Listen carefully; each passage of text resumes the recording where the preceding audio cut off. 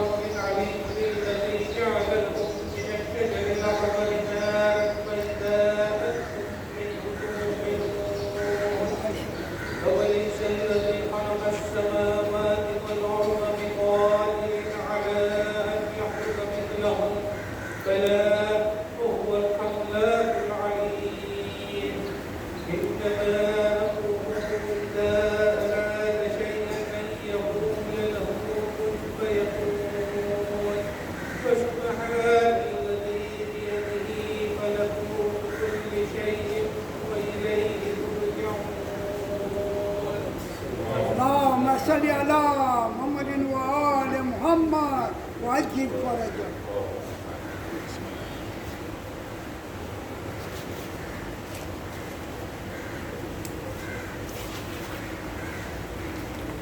محمد وآل محمد صلوات. اللهم صل على محمد وآل محمد وعجل فرجه. سورة المباركة الفاتحة.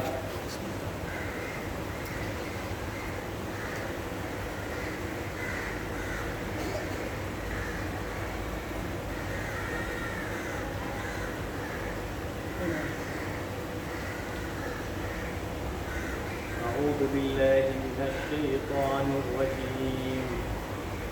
بسم الله الرحمن الرحيم. الحمد لله رب العالمين. الصلاة والسلام على أشرف الأنبياء والمرسلين خاتم النبيين أبي القاسم المصطفى محمد. اللهم صل على محمد وآل محمد. ثم الصلاة والسلام على أهل بيته أجمعين. رب اشرح لي صدري ويسر لي أمري واحلل عقدة من لساني يفقه قولي. أما بعد، فقد قال الله سبحانه وتعالى في القرآن الكريم وقوله الحق. بسم الله الرحمن الرحيم. هو الذي بعث في الأميين رسولا منهم يتلو عليهم آياته ويزكيهم ويعلمهم الكتاب والحكمة وإن كانوا من قبل لفي ضلال مبين. صلوا على محمد وآل محمد. اللهم صل على محمد وآل محمد. One of the tasks of the Prophet in general, and of course of our beloved last Prophet Muhammad Mustafa sallallahu alayhi wa alihi wa sallam, اللهم صل على محمد وآل محمد. is to purify the people. So in this verse that I just recited, which is from Surah Al-Jum'ah, and it is the second verse, Surah number 62, it says that it is He, Allah, who sent to the people an apostle from amongst themselves. So what are the responsibilities of the apostle? To recite to them his signs, to purify them, and to teach them the book and wisdom. So one of the responsibilities is to purify them.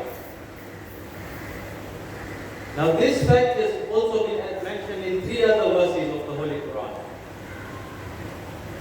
which shows that this task of purification is a very important task that the prophets were given. Now we have to keep in mind that the Prophet sallallahu alaihi wasallam اللهم صل على محمد وآل محمد. and the Ahlul Bayt alayhi salam do have the ability to purify other people because they themselves are purified. As we see in Surah Al-Ahzab, a very famous verse, Surah number 33, verse number 33, Bismillahir Rahmanir Rahim. إنما يريد الله ليذهب عنكم الرجس أهل البيت ويطهركم تطهيرا. اللهم اللهم صل على محمد وآل محمد. So the Masumeen, they were pure because of their own actions.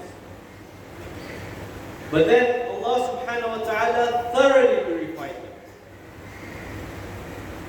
So all of us should do our best to become pure, and then Allah will do the rest of the purification, inshallah.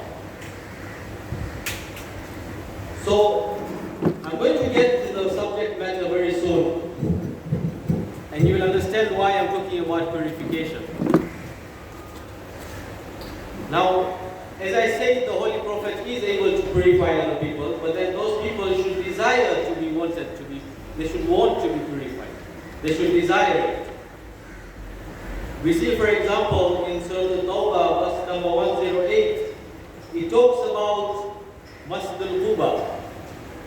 And it says that a mosque was founded on taqwa, on God-wariness, from the very first day. And this mosque is worthier that you, the Prophet, stand in it for prayer.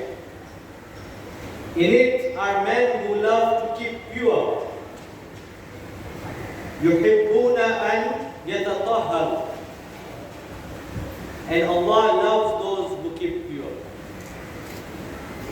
So this comparison of this mosque of Quba was in contrast to the Qirar mosque. Now the Qirar mosque was built by the hypocrites in Medina to try and cause havoc among the Muslims. So Allah subhanahu wa ta'ala is telling Rasulullah, it is better for you to pray in this mosque, Quba, where there are people who desire to purify themselves. Okay? So, according to this ayah, there are some righteous people who want to be purified. Okay? They are not yet pure, but they are seeking to be purified. We see again in Surah Al-A'la, verse number 14, قَدْ أَفْلَحَ مَنْ تَزَكَّى. Successful is he who purifies himself. Now, man tazakka, it means one who is seeking purity, not one who is already pure. Okay? Now we know, how do we gain purity? That's the question. How do we get purity? So, one of the ways to gain purity is through giving charity. Another way of gaining purity is through salah, prayer. Now we see everywhere in the Quran, salah and zakah, it goes hand in hand. So somebody who just gives charity but does not pray, it is not enough. And somebody who just prays, does not give sadaqah, it is not enough. It goes hand in hand. Okay? So one of the best ways of gaining purification is through prayer. Namaz. Now, when we are preparing for namaz, there are some things that Allah subhanahu wa ta'ala has put forward for us to prepare for that namaz. And one of those things, for us to experience a bit of purity as we go on the journey towards Allah subhanahu wa ta'ala, is what?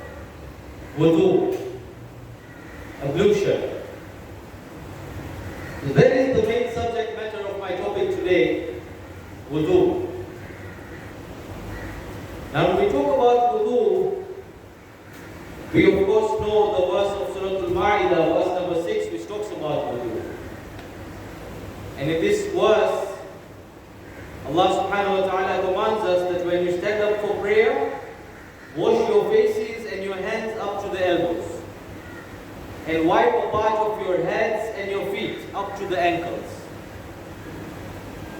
And then later on, he talks about tayammum, if water is not available, correct? And at the end of the verse, it says, Allah does not desire to put you to hardship, but He desires to purify you and to complete His blessing upon you so that you may give thanks. So this shows us that Allah subhanahu wa ta'ala has given us a means of purification through wudu. Please recite the salawat. اللهم صل على محمد وآل محمد. Now there's one very important point that I'd like to make. When Allah subhanahu wa ta'ala talks about purification in this verse, what purification is He talking about? Is it the physical purification? Many would argue not, for two reasons. One, first of all, a prerequisite to wudu. Before we do wudu, the parts of the body where wudu is done, they should be clean. That is a prerequisite for wudu. It cannot be dirty in the areas where we do wudu. So physically, a person is already clean when he's doing wudu. And secondly, this verse also talks about tayammum, which does not involve any water. So these 2 points give us an understanding that the purification that wudu provides is not the physical purification, but rather a spiritual purification. Indeed, wudu is a great blessing from Allah subhanahu wa ta'ala, where even a common man,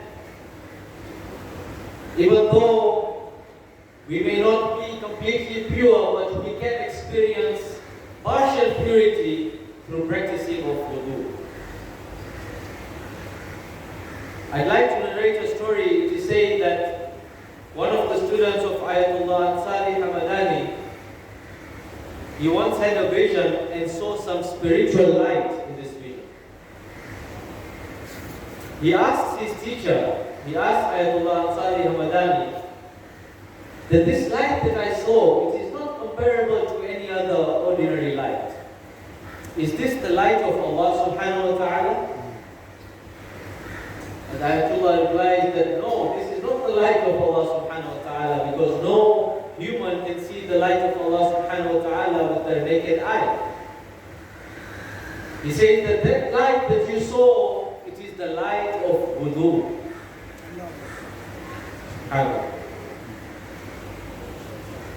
Now the ulama says that many people may not be able to witness such a light, but they should not reject it, that there is a reality of this light. Because there are many hadith that confirm about this nur of wudu. There is one hadith that goes back, transmitted by Rasulullah himself, where he says, wudu upon wudu is light upon light. Please recite the salawat. Allahumma salli ala Muhammadin wa ali Muhammad. Now let us talk about the status of the water which is used for wudu. The water that is used for wudu even has a significant status. So it is said that if you read the early history of Islam, you will see that whenever Rasulullah used to do wudu, the water that would drip off from his face and his hands, people would collect that water. Because they believe, and it is true, that that water of wudu, it is blessed water.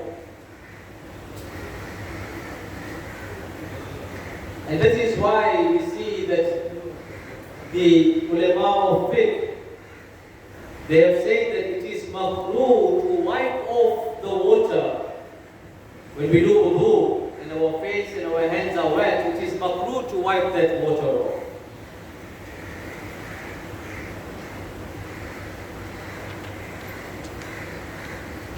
Allah subhanahu wa ta'ala says in the Holy Quran in Surah Al-Anbiya, verse number 30, and we made every living thing out of water.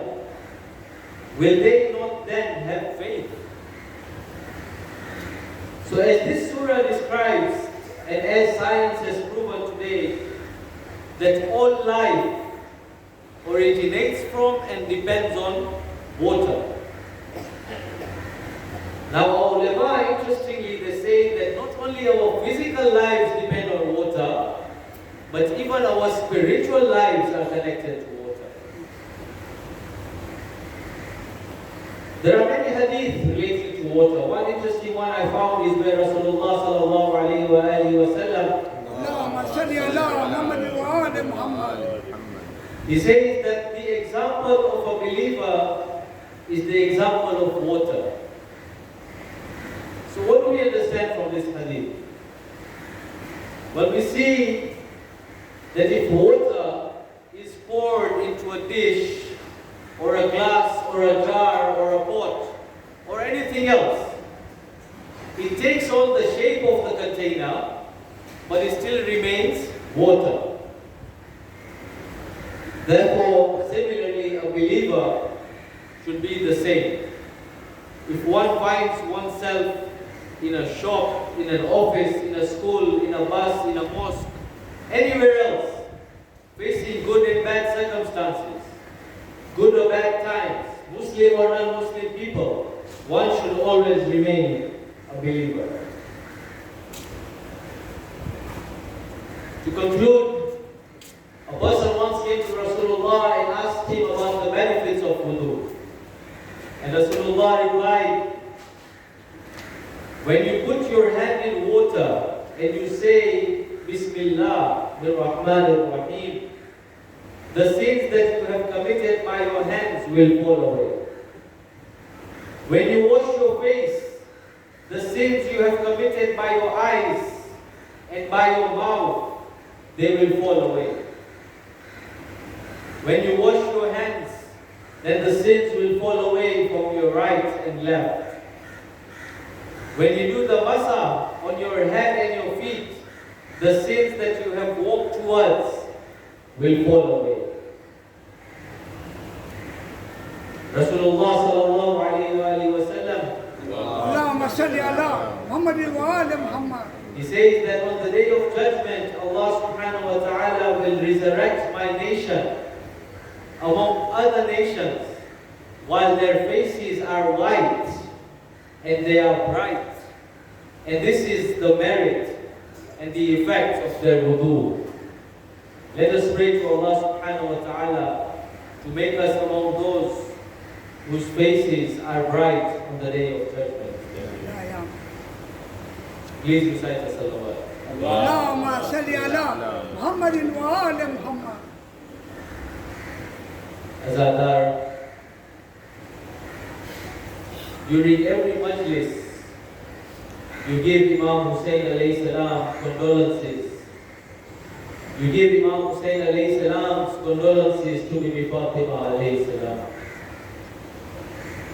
But today, I feel that since the Ayam Fatimiyya is approaching, Imam Hussein alayhi salam must have come for his mother's condolence.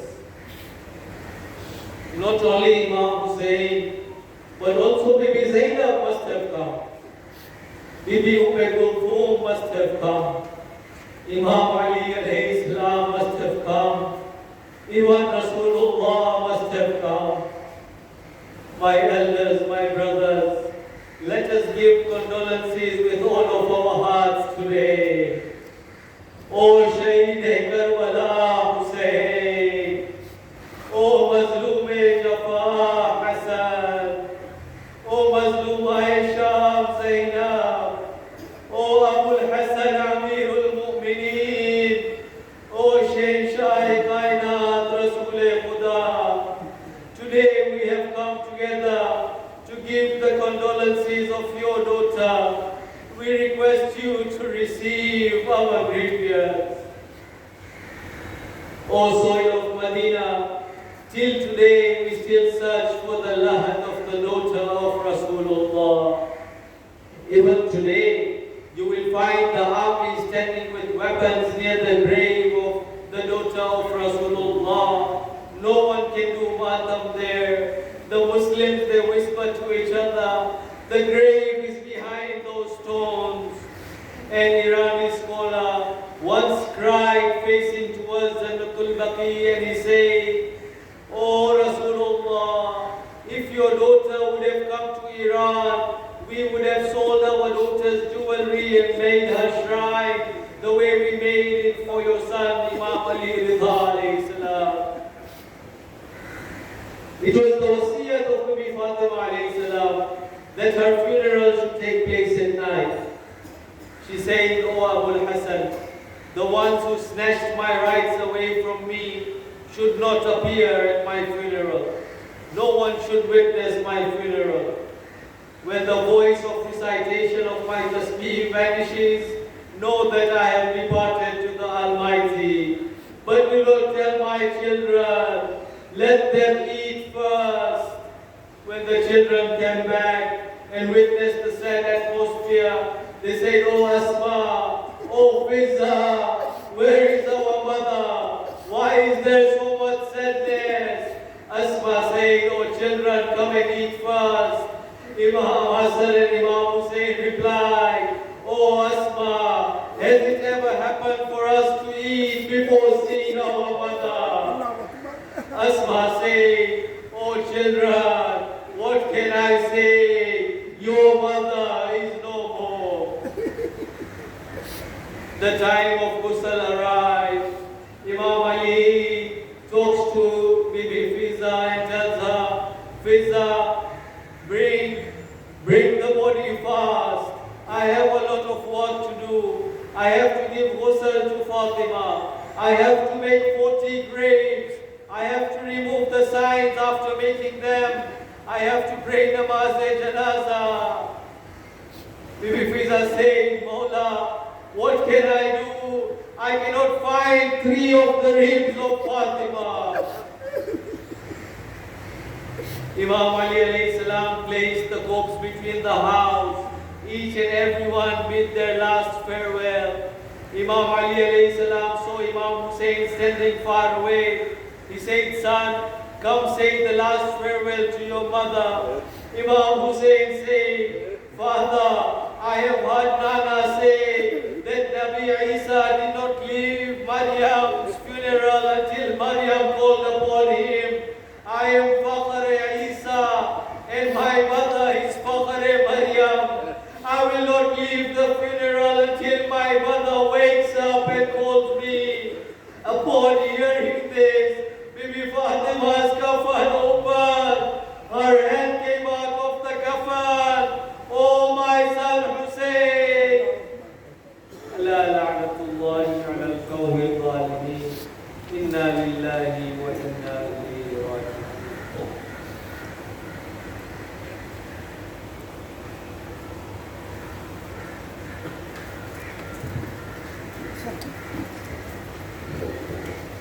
Surah Al-Fatihah.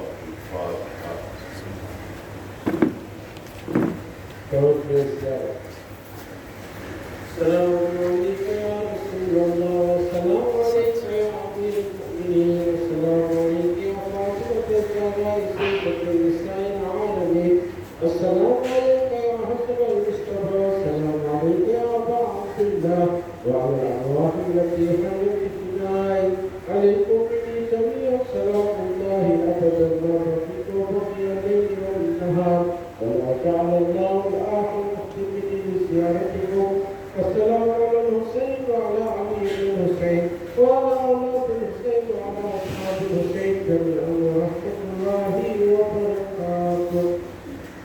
السلام عليك يا مولانا ومولانا السلام عليك يا غريب القربى أصل الله مرحبا عليكم بكرنا كنت فينا وشفي والدنا في يوم الجزاء ورحمة الله وبركاته. السلام عليك يا مولانا يا صاحب رسول القرآن السلام عليك يا خليفة الرحمن السلام عليك يا خليفة القرآن السلام عليك يا كعبة الإيمان السلام عليك يا إمام المسلم والجار حسن الله تعالى فرجك وسهل الله تعالى مخرجك ظهورك ورحمة الله وبركاته.